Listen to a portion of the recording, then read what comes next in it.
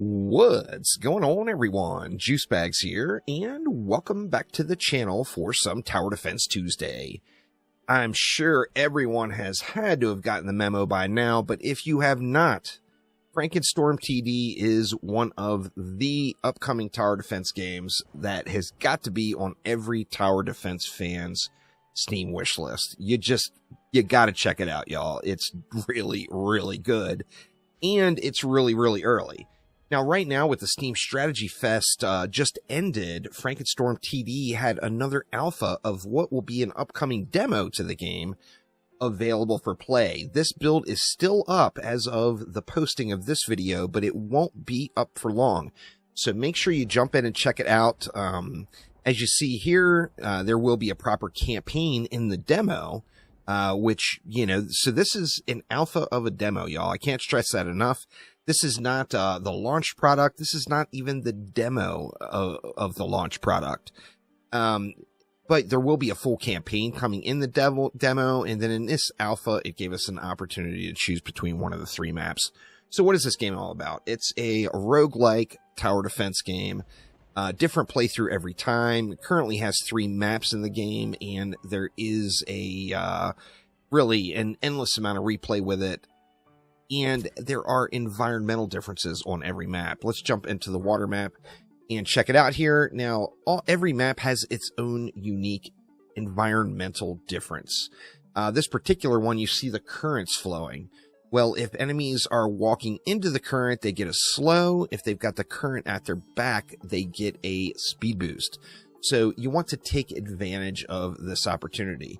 Now, we will have a limited amount of resources. Every map is going to start with some towers thrown down that you can just get rid of all of them if you want to do your own thing, which I strongly encourage. By all means, everyone should be doing their own thing.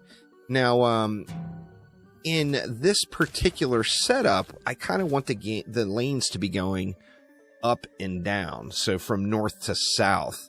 Additionally, I want to kind of separate Objective 1 or Switch 1, Objective 3, and then Objective 2 and our Dr. Frankenstorm here. So with that in mind, let's get rid of all this stuff, and I want to bring something out from this bottom. That way I can kind of separate these 2 switches from what else is available. Now, as I mentioned, we want things going up and down. So let's just do that right here. We'll go down to something maybe like that to get us started. And let's just start crafting it out based on how we want this to go. Now, we also have 5 starting towers. Each individual wave is where the roguelike element comes into the game, and you're going to have the opportunity to pick between several choices, and I will show you what that is all about right here. Now, the maps, particularly if you really push on one, they're going to take a little while to run. With that in mind, this video is not going to be a full playthrough. Additionally, like a lot of players don't have, say 90 minutes or whatever to sit down and dedicate to it, you can save where you're at and come back later, so don't sweat that. Now, here we go. We get the choice of 3 items. Every item has some side effects. If we look at this acid tower, for example, the acid tower is pretty awesome. It puts up a damage resistance debuff, and it does some dot damage. The side effects of this one will be different every time. This particular one is 5% cooldown recovery, or your tower defense rate, and then enemy movement speed. If we look at landmines here, it shows what the landmine's base damage is, what it does. The side effect of this one is we get plus 4% damage to everything, 4% cooldown recovery, but the enemies get 3% damage resistance. And then for the spike trap, which is one of my favorites, in this one we get 5% damage, 4% cooldown recovery, but there is extra enemy added each individual wave. Now, I'm very mixed on this one between the acid tower or the spike trap. I think I'm going to go with the acid tower on this one, which will give enemies a little bit of a speed boost. Now, since this is a damage debuff, I want it kind of hitting the enemies up front. So, with that in mind, we are going to just post it up right there. Okay, now we got some great choices. We got a piranha cannon, which is awesome. Now 22 wires allows us to build out our maze more, which is absolutely incredible. So, although I really want to take that piranha cannon, boy, do I want these wires right now. Now, you see, wires is kind of a base level reward. It helps you improve your maze. There is no side effect for taking wires. So, with some additional wires, we can go ahead and extend our maze out. How do we want it to go here? Do we want it to come over and up and then back down? That way we take advantage of as much of the space as possible. I think that probably seems like a pretty good plan. So why don't we do that? Let's see.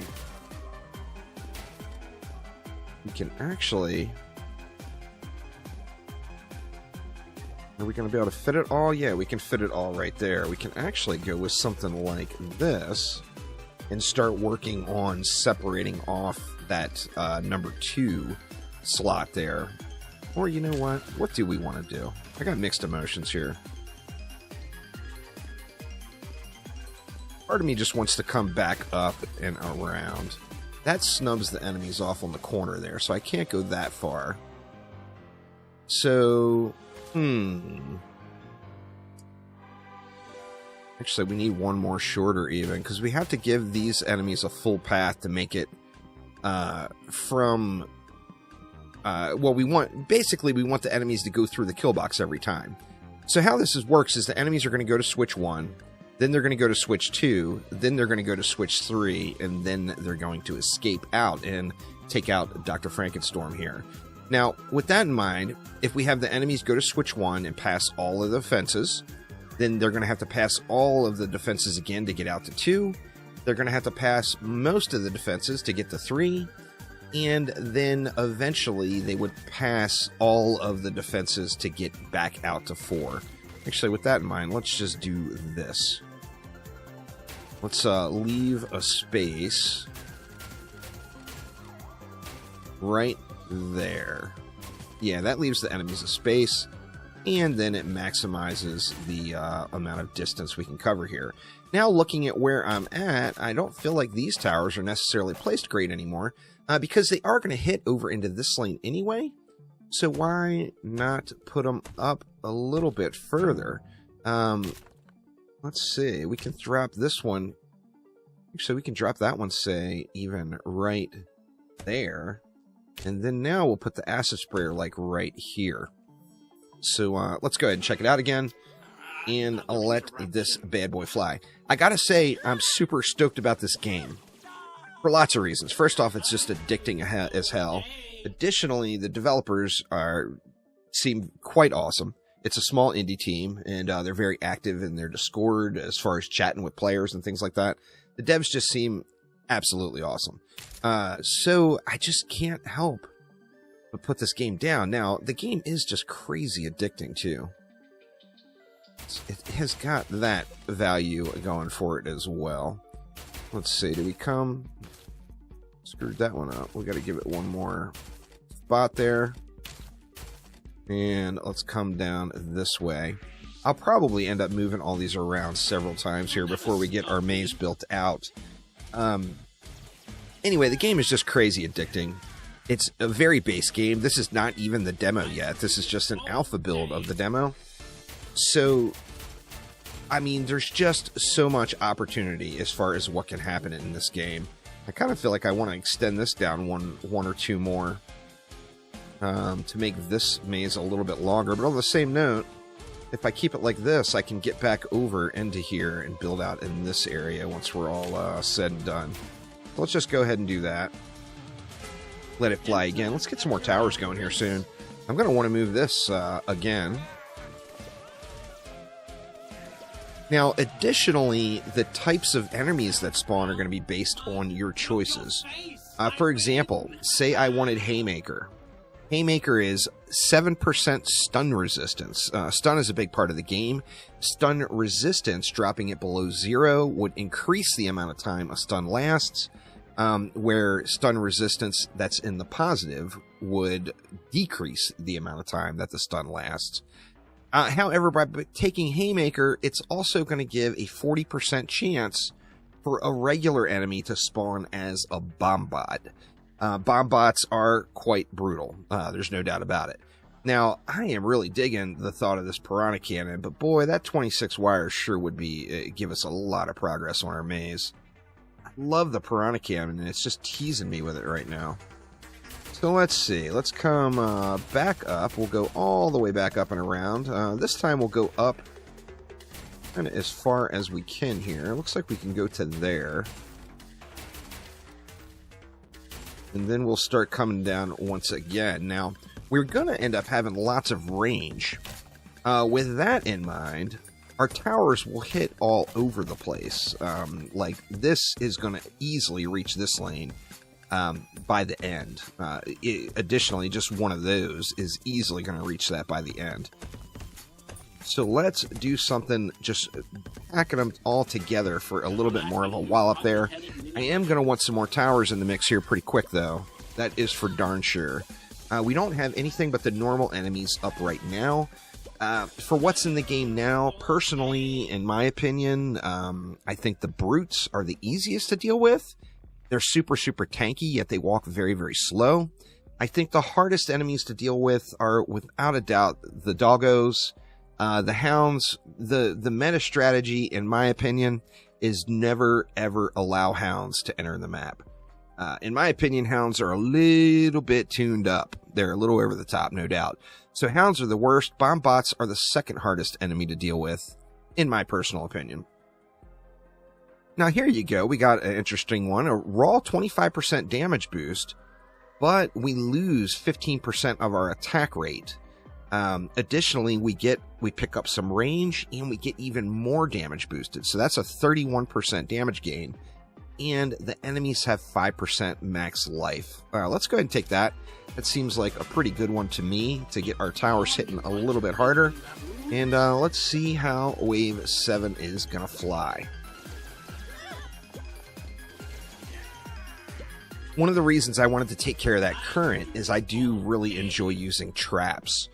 Traps, however, the enemies can get moving so quick that the traps, they can end up running over the trap before it does any damage to them. You see here we got a base trap, but once again, the penalty, my eye instantly goes to hounds. 30% chance for a regular enemy to spawn as a hound. Now, just for the purposes of this video and to keep it shorter, I'm going to go ahead and take that. But I would encourage anyone who's actually trying to push, keep the hounds away, y'all. They are way over the top. Now, I want this placed as the enemies are being slowed. So here the enemies are getting a speed boost. Here they would be getting slowed as they're coming into the map. Now, of course, it's the opposite when they leave the map. So I'm going to just try to stun them right in the middle of all these towers here. That way everything can just pound on that enemy for a few seconds. Assuming, yeah, one of the hounds is going to make it. Or no, the hound didn't make it, but boy, he was close. Yeah, there's the stun. And we got another acid tower. More hounds. Oof. We got damage. And then damage resistance. We also have luck, which increases the chance of an additional reward. I'm going to go ahead and go with another acid tower, though. Going to separate it out now, just to make sure everything in the range is getting hit. I could actually move this one up a little bit further, probably.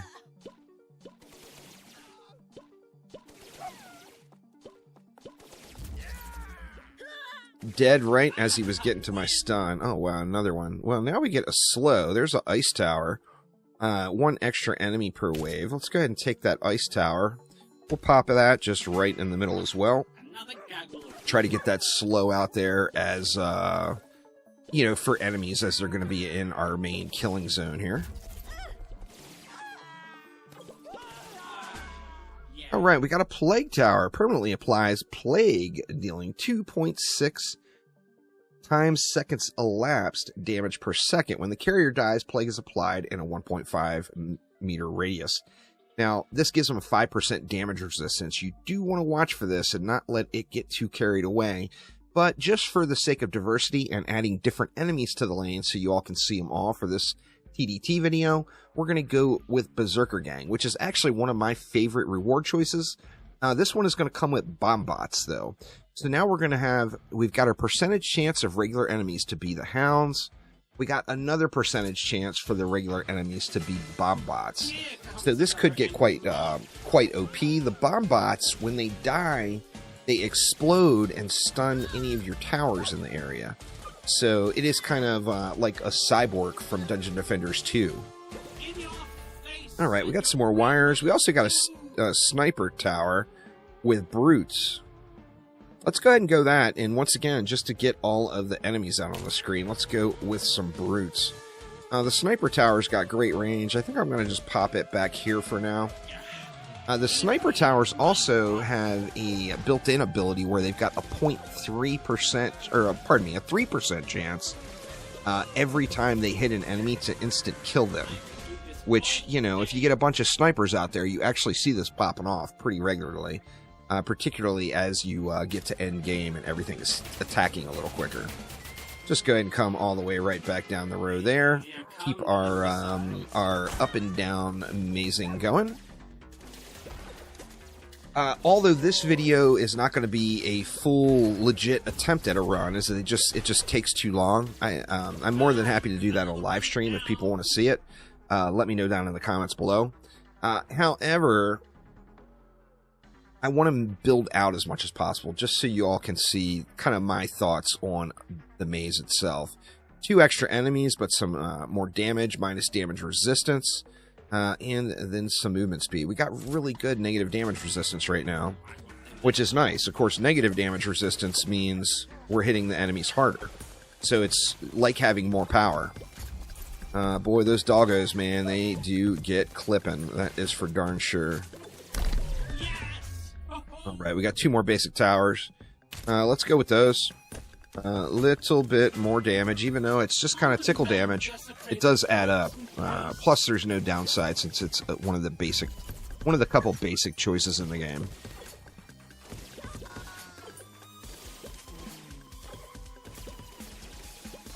And here come our brutes. As I mentioned, they're not super speedy, but they are quite tanky. Alright, so I can't really go too much further this way.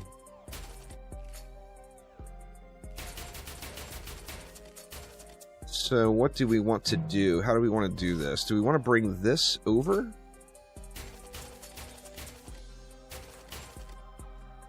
We can actually do that. And I think... Or no, the enemies can't make it through.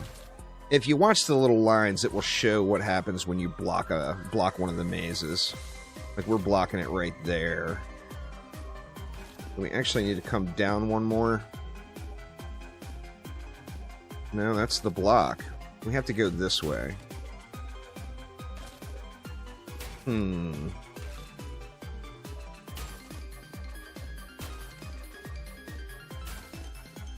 Weird. No, and then there... Or, no, that one blocked it. Oh, we're not out far enough is the problem. Alright, that's a little sketch, but it's able to get us down there. We're actually going to have a problem on this side now, I believe. Yeah, I do think we're going to have one. We might have to do a little creative engineering here, something along those lines. Create a way for them to come down and around.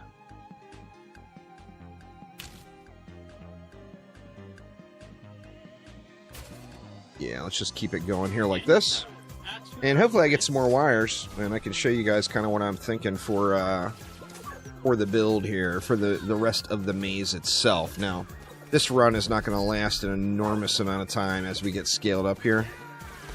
But I think going another 50 waves is pretty easily. For the sake of this video, though, I'm going to cut it off before we get to that point. Just hoping to get a few more wires to kind of maze it out. Maze it out like I think is the way.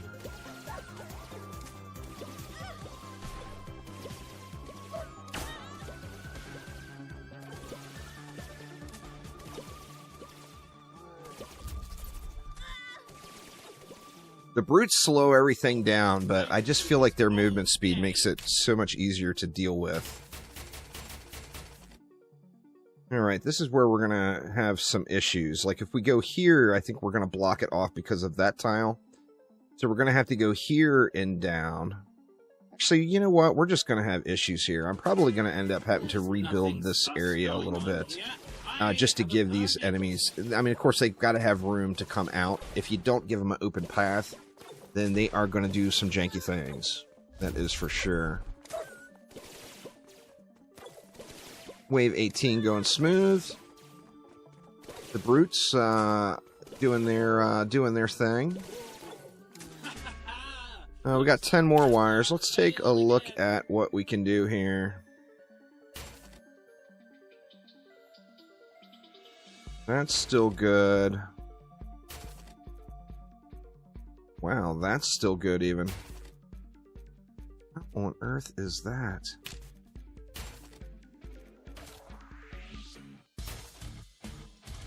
Oh my goodness.